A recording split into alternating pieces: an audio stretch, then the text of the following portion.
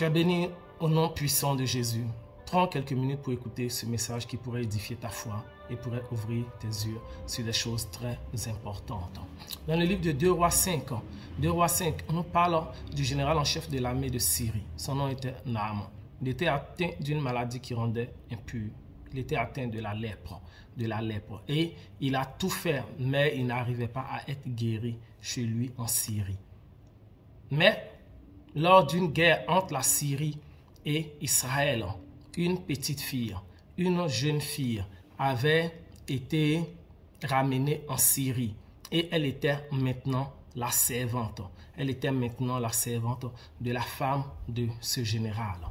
Et cette petite fille, cette servante, cette personne, excusez-moi du terme, mais que personne allait classer en des personnes peut-être de rang inférieur, des personnes qu'on n'écoute pas, des personnes qu'on ne considère pas. Cette personne-là a donné une idée, un conseil, a parlé à sa patronne en disant, patronne, je paraphrase, en disant, madame, chez nous en Samarie, chez nous en Israël, il y a un prophète. Son nom c'est Élisée. Si seulement, papa, si seulement le général, si seulement votre mari pouvait aller le croiser. Je crois que l'onction qu'il a reçue de Dieu, je crois que par la grâce de Dieu, un miracle arrivera dans sa vie et il sera guéri et il recouvrira la guérison. Amen. Il recouvrira la guérison certainement. Et cette dame en a parlé à son mari. Et son mari a allé voir le roi de Syrie qui a donné son autorisation, qui a même donné une lettre recommandée pour le roi d'Israël, afin qu'on puisse accueillir le général syrien, qu'on puisse l'accueillir et qu'on puisse le prendre en charge. Et Naaman est parti. Le prophète Élisée lui a dit d'aller dans le Jourdain. Voilà, il a donné les recommandations de se laver dans le Jourdain 7 fois. Au début même, il se plaignait, il disait que chez moi en Syrie, il y a des eaux plus belles, plus propres. Mais il a accepté la parole du prophète. Il a fait ce que le prophète a dit et il a recouvré la guérison. À la suite, il voulait lui-même donner d'énormes présents au prophète qui a refusé cela. Comme quoi, ce n'est pas parce que nous prions pour quelqu'un qu'il y a un miracle que nous devons tout accepter. Nous devons discerner ce que nous devons accepter. Et souvent, Dieu même nous dit de ne pas accepter. Car souvent, il faut donner aussi sans chercher à recevoir des choses matérielles et physiques. Naaman donc fut guéri grâce à cette servante. Waouh! On va dire grâce à cette nounou à notre époque, grâce à cette fille de maison.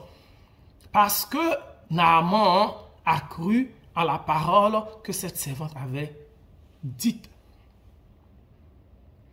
Joseph était en prison. Il était en prison. Il avait interprété les rêves de certaines personnes que le roi avait mis en prison. Et il a dit, quand vous allez sortir, ne m'oubliez pas. Quand vous allez sortir de la prison, ne m'oubliez pas. Mais lorsqu'ils sont sortis de la prison, beaucoup l'ont oublié. Beaucoup ont oublié Joseph. Mais ce qui s'est passé, c'est qu'un jour, le roi Pharaon avait fait un rêve. Et ce jour-là, les chansons s'est souvenu qu'il y avait un homme dans la prison qui s'appelait Joseph. Et il a parlé de Joseph. Aussitôt, la situation de Joseph a changé. De prisonnier à libre, d'homme sans liberté à homme possédant d'énormes pouvoirs. Car il a interprété le songe de Pharaon. Ainsi, Joseph est devenu le numéro 2 de l'Égypte. Waouh! Mais grâce à les chansons qu'il a introduites devant le roi, grâce à les chansons qui a parlé de lui. Dans la vie, soyons clairs, peu importe ton intelligence, peu importe ta sagesse, peu importe tes connaissances et tes compétences. Si Dieu n'intervient pas en ta faveur et si une personne ne parle pas de toi auprès d'une personne qui a les clés, auprès d'une personne qui peut faire certaines choses pour toi, il y a des niveaux que tu n'atteindras jamais. Combien de fois nous n'avons pas vu des personnes sages, des personnes intelligentes, des personnes diplômées, mais qui sont même sans emploi, qui n'ont pas de bons emplois.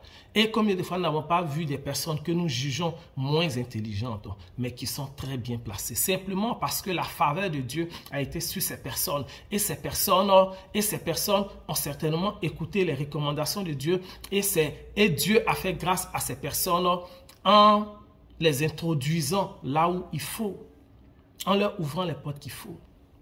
Ce matin, je vais vous parler de ce qu'on appelle les amis de la destinée, ce qu'on appelle les aideurs de destinée. Dans la vie, il y a des personnes qui viennent dans ta vie, qui sont comme des aides de destinée. Et sans ces personnes, il y a des niveaux que tu ne peux atteindre, peu importe qui tu es. Même dans son ministère, celui-même qui est Dieu, Jésus. C'est Jean-Baptiste qui a baptisé Jésus. Et le ciel s'est ouvert et le ministère de notre Seigneur a commencé. Waouh! Joseph, il a fallu que les chansons parlent de Joseph, afin que le rêve, les songes, ce que Dieu avait montré à Joseph s'accomplisse, afin que le peuple d'Égypte soit sauvé, afin que les nations soient sauvées, afin qu'Israël soit sauvé de la famine à venir. Dans la vie, nous avons besoin d'hommes et de femmes de destinée. Nous avons besoin d'amis de destinée. Nous avons besoin de personnes qui vont nous aimer, des personnes qui vont nous prendre, des personnes qui seront pour nous d'une aide inestimable afin que nous puissions rentrer dans notre destinée. Jonathan était pour David un ami de destinée. Oui, la Bible dit que Jonathan a aimé David comme son âme. Normalement, Jonathan était celui qui devait succéder à Saül, son père. Mais lorsqu'il a vu Joseph, il a discerné que celui-ci est le successeur, est la personne que l'Éternel, Dieu, que Yahweh a choisi. En même temps, il a abandonné sa royauté. La Bible dit qu'il a donné son manteau même à Joseph, à David, transmettant de fait ce que l'homme lui avait donné à la personne que Dieu avait choisie. Car il avait compris que son rôle, lui, Jonathan, était d'aider le oint de l'Éternel. Parce que sur le chemin de la destinée, nous devons aider toute personne à rentrer dans sa destinée. Nous devons aider toute personne à atteindre le sommet que Dieu a destiné pour elle, pour cette personne. Parce que nous n'y arriverons jamais, parce que ce n'est pas notre destinée.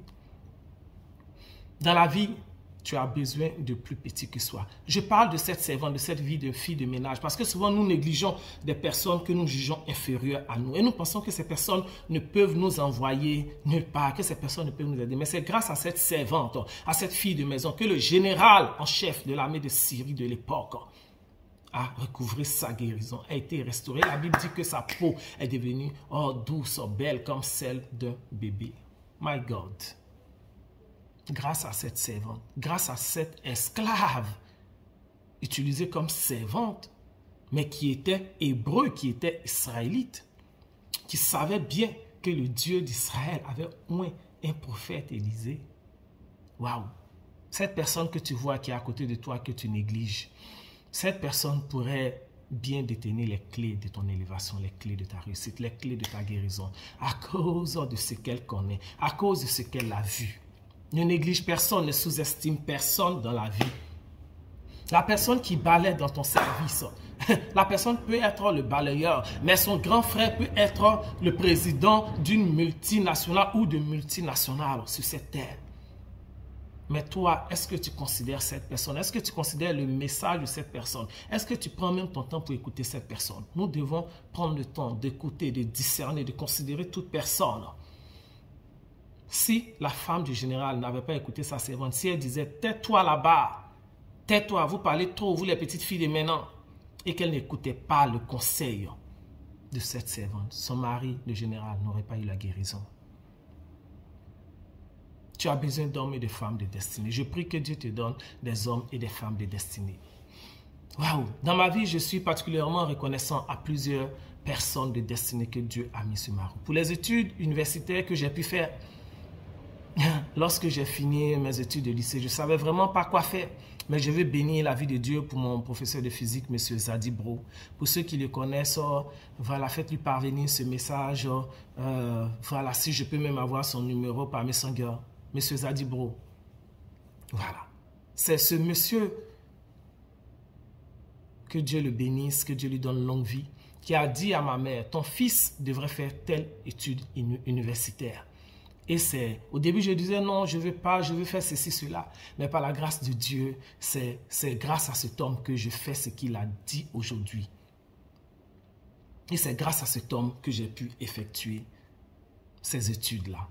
Car il a donné l'orientation qu'il fallait à ma vie. Déjà, qu'en classe, il m'a aidé à être performant, à être meilleur dans les sciences physiques. Car il nous enseignait très bien et il ne nous faisait pas de cadeaux, mais il nous préparait pour la suite de notre vie. Que Dieu bénisse cet homme. Je veux aussi bénir Dieu pour tous mes frères, tous mes amis de la 40e promotion. Je ne donnerai pas plus de détails. Voilà. Un jour, peut-être, je donnerai des détails après l'autorisation de la 40e promotion. Ils se connaissent. Et lorsqu'on était au campus, je vais bénir Dieu particulièrement pour un homme de destinée. Docteur Diagoné.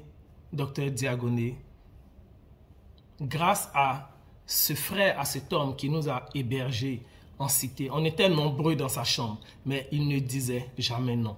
On a pu rester avec lui pour poursuivre nos études. Grâce à mes amis de campus qui sont nombreux et à mes amis d'amphi.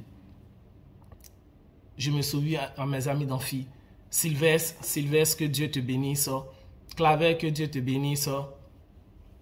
Ahmed Bakayoko, que Dieu te bénisse. Que Dieu bénisse tous mes amis qui sont aujourd'hui des personnes que Dieu a bénies dans la société. Je veux aussi bénir Dieu pour mon délégué d'amphi, pour notre délégué de promo, Aïma, que Dieu te bénisse depuis ta position. Que Dieu bénisse toute la 40e promotion. Vous avez tous été pour moi des femmes et des hommes de destinée, des amis de destinée. Car auprès de vous, j'ai appris beaucoup de choses. Auprès de vous, j'ai découvert d'énormes choses qui aujourd'hui me forgent et me conduisent.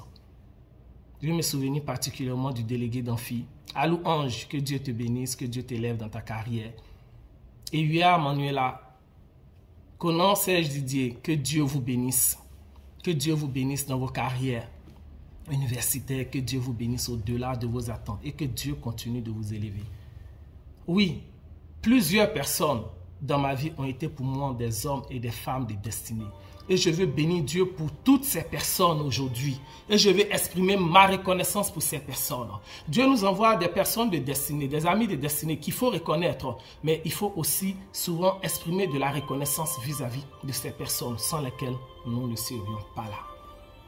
Car pour que tu arrives là, il a fallu que Dieu envoie une personne pour t'introduire auprès de telle personne. Car pour que même tu prennes telle direction dans ta vie, il a fallu que tu reçoives un conseil d'une amie, d'une soeur, d'une grande soeur, d'un pasteur. Je veux bénir Dieu pour tous les hommes de Dieu qui ont sémé des messages, qui ont sémé beaucoup de choses, beaucoup de temps dans ma vie et qui m'ont soutenu et qui continuent de me soutenir depuis des décennies et des décennies. Que Dieu vous bénisse. Homme de Dieu, serviteur de Dieu, que Dieu vous bénisse, papa, que Dieu vous bénisse vos ministères. Je prie que Dieu te donne des hommes, des femmes de destinée, des amis de destinée, pour te faire rentrer pleinement dans ta destinée, pour te conduire là où Dieu te veut. Que Dieu bénisse votre journée, que la grâce, la faveur de Dieu soit sur vous. C'était votre frère. Shalom, shalom et shalom.